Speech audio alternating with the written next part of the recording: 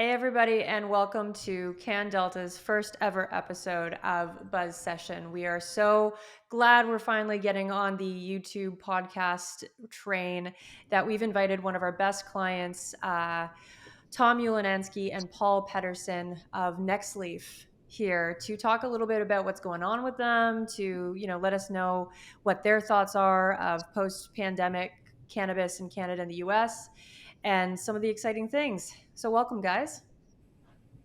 Hi, Hey, Alex. thanks for your time. Thanks for having us. So the first thing I want to say is that you guys had a huge release today. And obviously you added to your portfolio a new Jamaican patent for foundational extraction method. Wow. Tell me all about it, because I have no idea what that is. So, when we really founded and built Nextleaf, it was all around technology and our focus on being very efficient, producing standardized cannabinoids within a regulated market. And this patent is around our foundational process of chilled alcohol extraction through to distillation. What it all means is it's another patent that really protects our IP stack around what we believe to be the most efficient process to produce THC and CBD distillates within a regulated market. And these ingredients are obviously used in things like vape pens and edibles. So we're very excited to continue to get our IP stack validated. And we think that Jamaica, at some point during the 20-year life of this patent, we think we'll have a commercially viable market. And really our strategy around kind of global IP rights is file in the US. We've got 18 US patents, and then file in jurisdictions like Canada, across Europe, Mexico, and places like Jamaica, where we do see there being a commercial market due to the environment and due to the sort of the political climate for legalization. Like, can you give me sort of a back history of how Nextleaf works globally? Because I know myself, for the longest time, I thought each country was its own little entity when it comes to cannabis or regulated substances. But, is that a new thing, or is that, something that's been going on for years, where we had this like globalized community of everybody helping each other? I think Canada was just the first developed country to legalize. I was with Tom on April 17th, 2018, when he kicked it off on breakfast television. And really, I think Canada had a lot of guts to go first. Right, it takes a lot of guts to be the first developed country to legalize and regulate this stuff. And what we expect is that now 3.5 years later, we've got some tremendous data. The government now, since having legalized cannabis here, the industry has paid over 15 billion in taxes, created over 85 billion in GDP and 150,000 jobs. So I think other countries will continue to see the data and push forward on legalization. And we really see many of these markets being their own markets. Like Germany, Italy, Denmark. Those are its own markets with their own regulation. We operate here in Canada through our Health Canada licensed entity, Nextleaf Labs, and we always say we want to own our backyard first. We want to compete with the largest companies globally here in BC in our key categories being vapes and oils, and we want to differentiate with our IP and brands in Canada, here in the most well-regulated market in the world. And then in the future, we're certainly watching emerging jurisdictions, as I mentioned. And for us, we're excited for the opportunity to export Canadian IP and brands as some of these markets legalize and come online and follow Canada's lead. Yeah, for sure. I mean, why don't we step back a second and kind of go into the story of Nextleaf? Who is Nextleaf? And really, like, what are you guys doing in terms of how you provide services to the industry, but also like that innovation and R&D aspect? Yeah, I guess we can talk about Nextleaf Labs versus Nextleaf Solutions, which is the parent company. So Nextleaf Labs is the operating arm of Nextleaf Solutions. Nextleaf Labs is a standard processor licensed by Health Canada. We also have a research license where we can do human trials. So we're located in Coquitlam, BC. Uh, that's where our processes are centralized. That's where we extract tons of cannabis and hemp per month and transform that into high purity oils such as distillate. And then, of course, take that and formulate that into things like vape pens and edible oils and other products. So, Nextleaf Labs, the operating entity, has been around and licensed since 2019, I believe, September 2019. And we have about 25 to 30 people working full time in our office, where the day to day operations are supported. That's really cool. So Tom, like, tell me a little bit more about like what your story is when you joined, why you joined, and all of that jazz. Yeah, I'd love to. I've been in the industry, the legal cannabis industry here in Canada for over 8 years now. So I got involved early on. I like to say you can count all the license holders in Canada on one hand, or two hands, less than 10 anyways. So that's when we had the MMPR or ACMPR, the medical only regulations brought in under the conservative government, um, pre legalization for adult use. And so my background is in analytical chemistry, environmental science. I'm a professional chemist in BC here. And I got involved in the industry because I saw that early on there was a big need for kind of technical, quality assurance related people, especially on the QAP or quality assurance person side. So I got involved with a number of kind of companies, startup companies in BC. Ultimately, was QAP and quality manager at BC's first license holder out in Hope. Helped grow that company on the cultivation side for up to 70 people by the time I left. And I learned a lot back then. I learned a lot about how this industry operates, this new regulated industry operates, and the level we have to operate at. Um, at that time, dried cannabis products were the only products available on the market, but we could see on the horizon things like oils coming to market. And then, of course, with legalization, we had these other cannabis 2.0 type extracts. So, um, you know, taking what I kind of understood and learned on the agricultural, on the cultivation side, and knowing that the next big thing was going to be processing large amounts of biomass, we ended up founding Nextleaf Labs to be able to not only process kilos of weed or tens of kilos of weed, but tons of weed per week and per month, because all across Canada, now we have 800 license holders. 400 of those are cultivators. Some of them have acres and acres of outdoor and greenhouse cannabis and hemp being grown, and a lot of that needs to be processed into extracts. So we anticipated that demand, that void in the market, rather than taking off the shelf equipment and technology, which at the time was not only expensive but very limiting. We decided to approach this as engineers and as scientists and as technical people, and from the ground up build and design and really go into operations with our custom extraction skid and process to be able to support the high magnitude or high amounts of cannabis that we wanted to process. So that's kind of been my story and my evolution, going from small craft scale, Mm-hmm. high quality cannabis production and cultivation, all the way to large scale cannabis and hemp extraction, somewhat like a chemical processing facility almost. That's super cool. I mean, I still feel it's surreal that if 10 years ago you were going to tell me that I would be talking about somebody processing tens of kilos of cannabis, I'd be like, nah, that's not going to happen.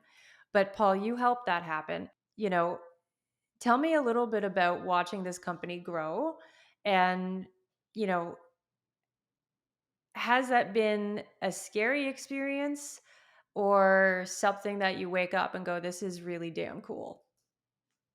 I think startups are always scary in the sense that it's trench warfare and it's tough. We're literally competing against companies that have raised and spent billions of dollars building their production facilities and brands. And I think from day one, as one of the founders of Nextleaf Solutions, what we've really tried to focus on is bringing together really smart people. And I think what Tom's been able to do is assemble a group of scientists and, literally some of the smartest people in the world when it comes to the extraction, distillation, and acetylation of cannabinoids. And been able to bring, PhD level chemists and engineers from countries that you can't do this stuff there. They lock you up if you ship 10 tons of weed from across the country and turn it into a high purity distillate like we do every single day.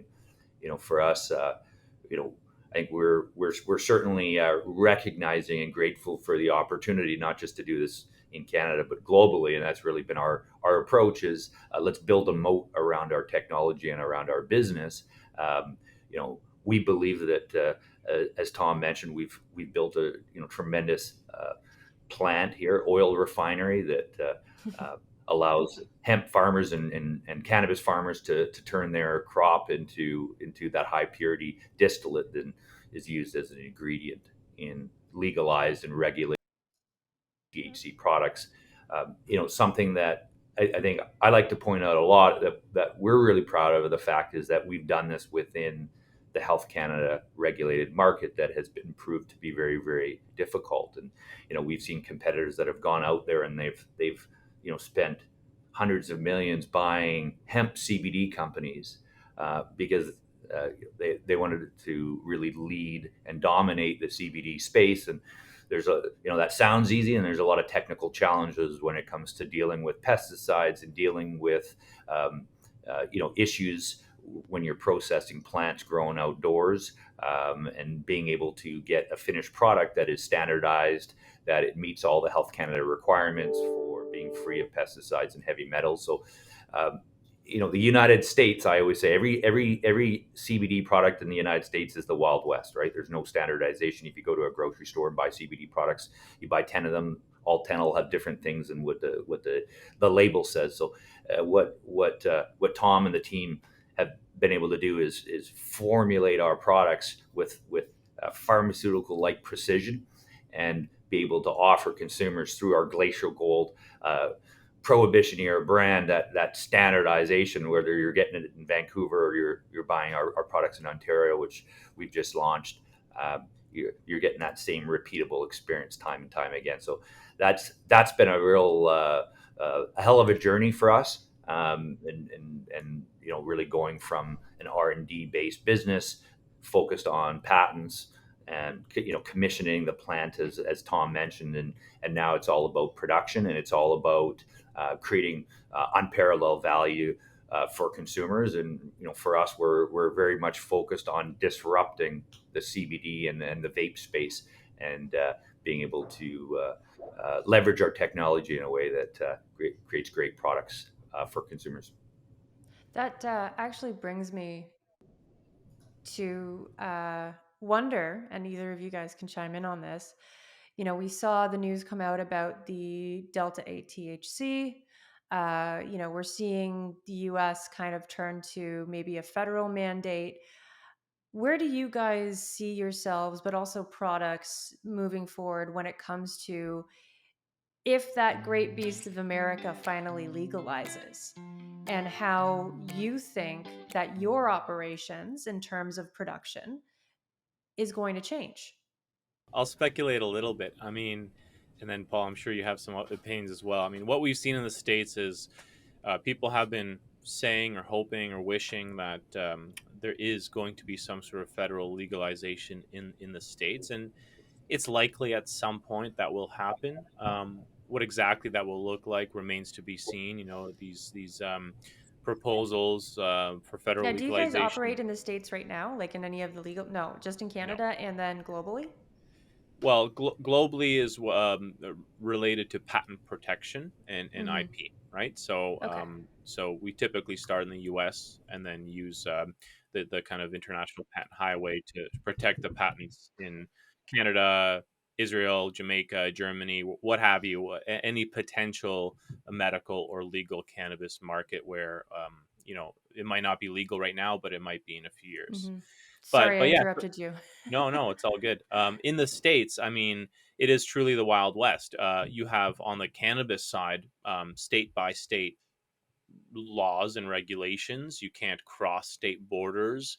When it comes to hemp and CBD, depending on who you ask, some will tell you that it is legal. Some will say it's not.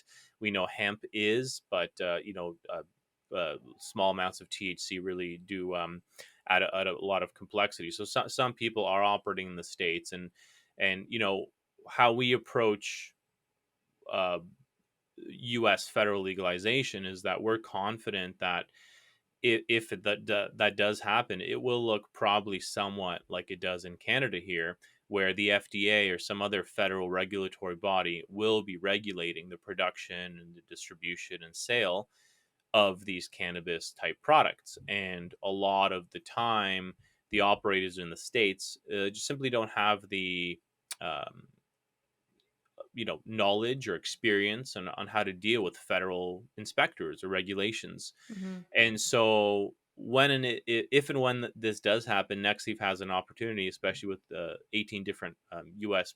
patents being granted to Nextleaf. We have an opportunity to bring our technology and our expertise over the border, and whether that's deploying our own operations, or partnering with someone else to deploy the technology there, that's where the opportunity lies. But until that happens, um, you know, playing in a federally illegal and unregulated environment is not ideal, to say the least. So we're going to refrain from that. And Paul, what do you see being one of the founders there? Where do you see you guys moving towards in the next 5 years if things change? I very much agree with Tom. I think the U.S. is a market for us. It doesn't make sense to get into. I think if we were U.S. based, we might have a different perspective. But certainly, what we see as more important is in Canada, the largest tobacco and beverage alcohol companies in the world have invested billions of dollars. British American, Altria Tobacco, Imperial Brands, Constellation Brands, and they've invested this tremendous capital into the Canadian cannabis industry because it's federally legal and regulated here. And for us, we want to operate in Canada and be able to compete against the largest, most well-funded companies. And it's a way to validate our technology and our brands. And we think that it's a great demonstration that when other markets open up, whether that's Germany, whether that's the U.S., that same technology and brands that have done so well head to head against these guys, I think are certainly going to be leverageable competitive advantages as we enter additional markets. I mean, speaking to that, I know you guys have been working on a dealer's license. So, psychedelics is now moving into a new stage with you guys. I mean, what plans do you have for that? I'd love to know. So we're working with Lucas and Sherry CannDelta on our dealer's license for psychedelic compounds, and for us, we see this as an opportunity to continue developing IP and protecting our intellectual property. What we've found here is that I think Nextleaf's been able to leverage kind of citizen scientists as a way to innovate. There's a lot of expertise in both cannabis and psychedelics in British Columbia. And for us, I think a dealer's license allows us to start working with these compounds in a legal, regulated way, and again, more importantly, create IP that can be used as the legalization or the medical use of these substances gets increased in how it's permitted in Canada as well as internationally. Hmm. I mean, we're already seeing products. I mean, a lot of them is illegitimate, unfortunately, but we're seeing a lot more of the chocolates come out of the traditional, just, dried mushrooms, things like that. But, where do you see, products actually springing from the psychedelic sense? Because you guys see it every day. You guys are chemists. You know, I only know what I've seen before. So where do we see those products coming from? My feeling is this, and this has been my feeling about the legalization of drugs, not just cannabis, but other substances, is that the war on drugs doesn't work. It doesn't work Yeah. because when consumers want something, the illicit market will be there to supply it. And historically, when the illicit market supplies drugs, and if you look at cannabis edibles, there was a recent report that came out that the NRC funded in Ontario, and edibles that are illicit just aren't what the label says, right? It's not standardized for dose. There's things in there you don't want to consume. So, we look at the same issues with psychedelics, and I think that's the always the argument that I make when it comes to the legalization of these substances. When you legalize and regulate, that's how you protect the health of Canadians, as opposed to using products. We saw this in the United States, in California in 2019, with the illicit vape pens uh, that had caused a number of deaths, both the tobacco vape pens and the cannabis vape pens. And there was, I'm not aware of any proof of actually regulated products killing anybody. These were illicit products, right? And Hmm. it's kind of like bathtub gin during the prohibition times, when folks were still getting alcohol even though it was illegal. So, we see a lot of illicit products coming out in the psychedelic space, and I think it's indicative of the interest in the kind of consumers having looking for these substances. And we hope that certainly Health Canada will and the federal government will recognize that legalization and regulation seems to be a better outcome. Certainly, it has been for cannabis. And it's interesting too to see the shift because it's moving away from like this recreational, just like beer type of thing, to more of a wellness thing, both in cannabis and in psychedelics. And do you find the companies or the products that you're working with are moving towards more of that wellness approach versus you can get goofy on this? For sure. I mean, and that's really, I think, a lot of our values as an organization. I mean, alcohol killed 2.5 million people last year globally, right? Yeah. So I hate this comparison to alcohol. I mean, the reality is there's zero proof that a regulated cannabis product has ever killed anybody, and so I think naturally it's certainly a less harmful substance than many others. But we look at it, and we look at kind of our consumers, and folks that enjoy Glacial Gold products, especially on the CBD side, seem to be more health and wellness focused as far as products that they're choosing to put into their body. But I think from my own experience, that I'm a evangelist for cannabinoid based products because of my experience over the last 8 years. And similar to Tom, I came from a company that was a leader in supplying medical cannabis products. And I think that legalization has certainly lowered the barriers to access. And we hear positive stories all the time on folks that are incorporating our THC and CBD based products into their lifestyle, and having great results with um, kind of living better. Yeah, for sure. I mean, I'm seeing it too. I mean, my own husband, he had an injury earlier this year, and prior to that, I mean, we're millennials, so cannabis was part of our lifestyle growing up.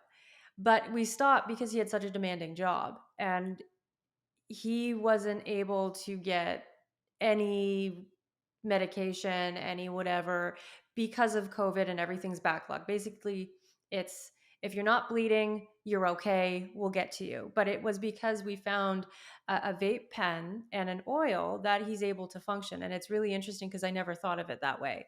And, a lot of consumers I know may have hesitation saying, it doesn't really do anything. But the more you hear the stories and the more you hear a lot of people moving towards the cannabinoidal, products, yeah, sure, they can have giggle fits. But at the same time, if that means your rheumatoid arthritis gives you the ability to move, then that's even better because now you can actually enjoy it and not be in pain.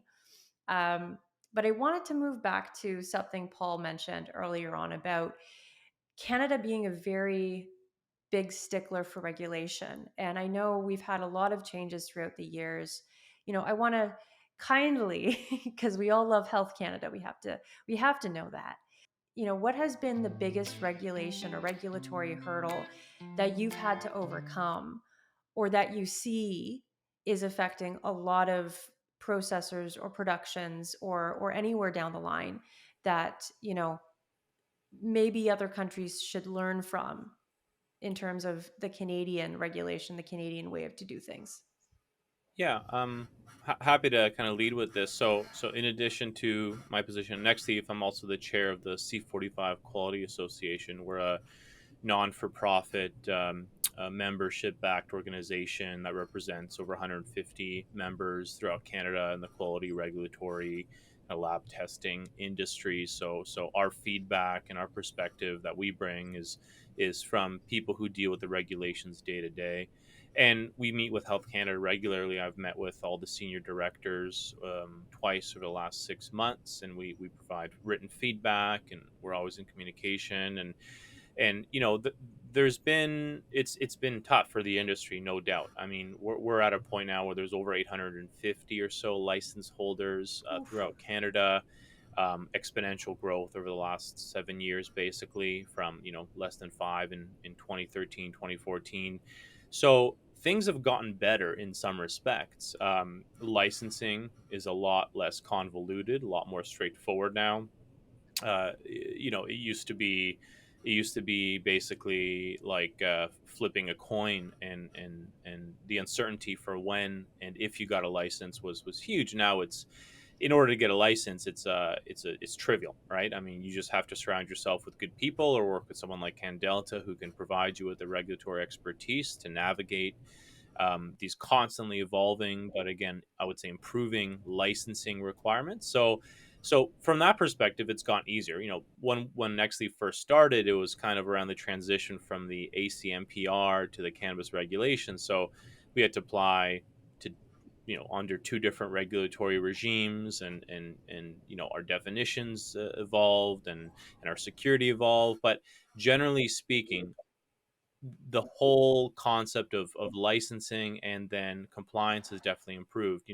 When I first started, I used to get audited, but unannounced audits every 3 to 4 weeks at my facility. Now Mm-hmm. it's once a year, maybe even less, which is great because now you can focus your efforts on running a business, not appeasing auditors and Yeah. regulators on why you're missing an initial or why you didn't clean a doorknob. So it's definitely, the Health Canada has put a lot of trust in the industry, largely because of how well generally the industry has regulated itself, especially early on. Security considerations have decreased a little bit, but at the end, a lot of producers are struggling now because it still takes a few years from when you first apply to when you launch a Mm-hmm. product into market. You have to invest a lot into your facility, into a lot of your processes, especially those that want to be vertically integrated.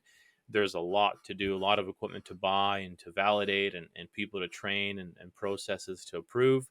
And then, of course, dealing with the provincial distribution boards is a challenge because, of course, they hold the keys to your success. If you want to launch a product that's not medical, you have to go through a province, and they might not want to sell your product, and you're left kind of standing and questioning why you did all this, because they might say we already have enough vape pens, or there's no Mm-hmm. market for these topicals. So that's a challenge, but it's not a federal challenge. And of course, the excise tax, the margins on what we've seen generally in the industry is a decrease in price for products, which is fantastic for consumers. Don't get me wrong. Mm-hmm. Fully expected as well, right? I mean, when the illicit market is selling, products at $8 a gram, but the legal market's selling for 12 or 13, it's hard for the illicit market to compete with the illicit market. We're at a point now where we've reached equilibrium, or arguably some products are even cheaper, which is crazy to think about because they're tested, they're produced in a Yeah. regulated manner by people who have business, who have insurance and health and safety considerations. They're properly labeled, they're properly formulated, they're properly packaged. So the challenges right now are really margins, right? Mm-hmm. When 30% of your top line revenue is taken away because of excise taxes, for example, That's a challenge, right? There's only um, many cuts you can make to your process, to your labor, to It's not like a luxury market. I mean, we see, even within fashion brands or technology, prices are going up and up and up, and the yeah. consumers are still willing to pay for it. But something like cannabis, we're used to, I mean, even when you're talking about the illicit market, we saw price changes during our time, and a dime bag was never a dime, but back in the 60s it was. But Yeah. you can't do that because consumers are expecting a value. Yeah, and I mean, at the end of the day, where we're at as an industry is a lot of businesses are not financially sustainable long term, and I hear that from my association, from industry peers, from other Hmm. associations. It is a challenge. So, I think where we're at as an industry now is most industry players, most license holders have figured out generally how they want to operate. A lot of people have initially had grandiose dreams of doing everything, and they've had to dial that back and focus, which is what most businesses end up It's normal, doing. yeah. It's normal. They're not vertically integrated. They just grow really good cannabis, or they do really extraction really efficiently, like Nextleaf, or they package or formulate really efficiently, or they distribute. So a lot of the industry is kind of figuring out where it fits or where it wants to Hmm. focus on. But even if you are extremely laser focused, even if you have done your best to approach this as a normal business from the start and not as some sort of Silicon Valley startup or you're blowing out billions of dollars, we're at a point now where businesses are struggling and they're either barely profitable and hanging on by a few threads, or they're not profitable. And something needs to change. And yes, there are regulations, and regulations cost money. Hmm. However, the simplest and I guess most effective change would be to go from a static taxation excise tax system where it's $1 per gram or a penny per milligram to something that's based off of a relative price based on sales price, right? Because as prices continue to decline, your proportion of taxes that you're paying is increasing, and that's not sustainable. So from my perspective, things have really improved in the industry from a regulations, from a licensing. There's a lot more clarity. It's easier to manage licenses, easier to anticipate when you can get one. But it's the provinces and the CRA and the Excise Act that really needs to improve for this industry to continue to be sustainable and to thrive. And I'm sure an 18-month shutdown unannounced was didn't even help, which, Paul, when we're looking at everything that happened for the past 2 years, right now, is your mind on growth or is your mind on, you know, trying to solve a problem? Because I know a lot of companies are just focusing on growing and getting back what they lost. I mean, our focus hasn't really changed. It's building a business around disruptive technology, having a low cost advantage around the production of standardized CBD and THC distillates, and being able to produce products, and more importantly, get those products listed and distributed through more markets. So uh, we recently just launched into Ontario. First couple of weeks through the OCS, and Mhm. for us, it's all about increasing that distribution through uh, Ontario and the 1,600 retailers, getting Glacial Gold available in more places across the country. And for us, it's staying lean. We have a great relationship with CannDelta, where they've helped us on to exceed. I think when it comes to regulatory compliance and making sure that we're following best practices in the industry. And then Tom leads a fantastic internal team. And for us, it's about competing against large players, and being able to weather the storm here. I think to Tom's point, obviously, I think the biggest thing that any jurisdiction can learn is taxation, and really the unintended consequences of this over taxation. Um, what that does is it really feeds the illicit market, right? So that's the truth is every single day a consumer makes a decision whether they're going to purchase their cannabis from the illicit market or from the regulated market. In Canada, the illicit tobacco market's about 50% of the total market. So half of all tobacco companies, tobacco products aren't taxed. I think cannabis is probably around 50-50 when you look at it. So there's it's a big challenge for the industry, and again for us, it's all around creating more value for the consumers. I think that's how we win against unregulated products. Yeah, absolutely. Now, I want to end on a good note and ask, what's on tap for the next couple of years, other than, widening your distribution and, looking at where this excise tax is going to continue. What are some cool stuff that you're working on? Innovation, I think, for us is about increasing our efficiencies. So innovation to us is having a low cost advantage when it comes to vapes and oils. And we're excited to get into some of the minor cannabinoids and some additional form factors, and really broadening the approach of taking product that's been grown outdoors by farmers and putting it into great products that people can incorporate into their lifestyle. So I think we've got some exciting things planned here for the next few years, and then obviously expecting to do some really world class R&D and around psychedelics as that license comes in. We've done some amazing things through our specialty molecules division. Which we do really R&D around novel and innovative delivery formats and compounds. So I think really continuing that innovation. That's what we have to look forward to. Well, Yeah, super cool. I Sorry, would go ahead. I would like to reiterate about the psychedelics license, how important that is, and kind of bring back to the previous conversation or talking points. So, yeah, I mean, right now on the cannabis side, like Paul said, optimization and continuing to be more efficient in how we approach all these processes is extremely important in a highly competitive environment, of course. But when we look at the opportunity that we as a business in Canada have had in order to legally play with cannabis and cannabinoids, that same opportunity has presented itself on the psychedelic side with the dealer's license. So we're expecting, it's likely that by the end of this year, we'll have a dealer's license in our hand. CannDelta again was very helpful in approaching licensing, given that we already have security and facilities in place for the cannabis side. So much like the cannabis in Canada, having the opportunity to legally play with psychedelics like psilocybin or psilocin, whether that's looking at how to extract those molecules and preserve those molecules from natural sources like mushrooms, or perhaps derivatize those molecules or do some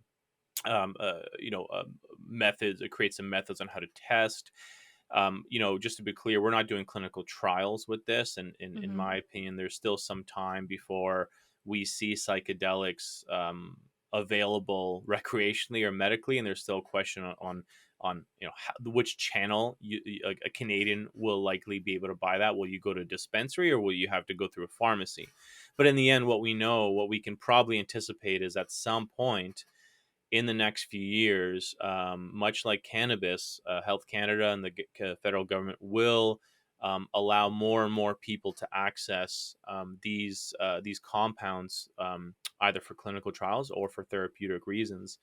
And I think the success we've had with Nextleaf, with nearly 100 patents around the world, almost 20 in the U.S. issued, um, we want to do the same thing with the psychedelics. So for the next year or two, I think we're going to continue to focus on the cannabis, which is the business, but on the Hmm. R&D side, dedicate some resources to approaching extraction, refinement, and of course formulation and derivatization of compounds like psilocybin and psilocin. So we're very excited about that, and research can be tedious, and it's also super exciting, and you never know where it takes you. But that's the next big thing for Nextleaf, in my opinion. Yeah, and I mean that's fantastic because I do feel the psychedelics are they're taking more of a slower pace. I mean, I know Oregon is ready to, you know, pull the trigger on trying to legalize it, but I do feel like scientists such as yourself and companies as Nextleaf are really looking to say, okay, let's think this out before we rush to market, not just on how we can, you know, build out a product, but how people will interact with it, because that will, you know, decipher whether or not you're going to be purely medical, where we're going to see people taking it for PTSD or depression or schizophrenia, versus just recreational, to say, okay, let's just put it out there for everybody to have a bigger trip or whatever, which, you know, is great. But if there's a real good side effect and there's a real good impact within the healthcare system on creating pharmacology that comes from psilocybin, I mean, that's more worth it. Paul, you Yeah, seem like you want to say something. and No, I mean, I think access is important. I mean, we believe in it. Certainly, I think nothing's going to be quick. Canada has been very conservative in the approach that they took. Medical cannabis took almost 20 Yeah, years from when it was sort of legalized medical use for growing yourself. So it's a process, and what we always say is that these substances and compounds have been used for thousands of years, and I think certainly with cannabis, I mean the data is very clear on the safety or the harm profile. Of cannabinoid based products that are regulated and sold here in Canada. We expect that to continue with regulations that continue to open up and allow consumers to use less harmful products. absolutely. I think that would be great place to end, you guys. I want to thank you both, Tom and Paul, for joining me on episode 1 of Best Session. You know, learning about Nextleaf and really going more in depth with everything going on in the industry right now, but specifically with you guys, was really cool. So thank you so much, and we hope to see you again soon on the session. Have a thanks, great Alex. one. Appreciate it. Thanks for having us.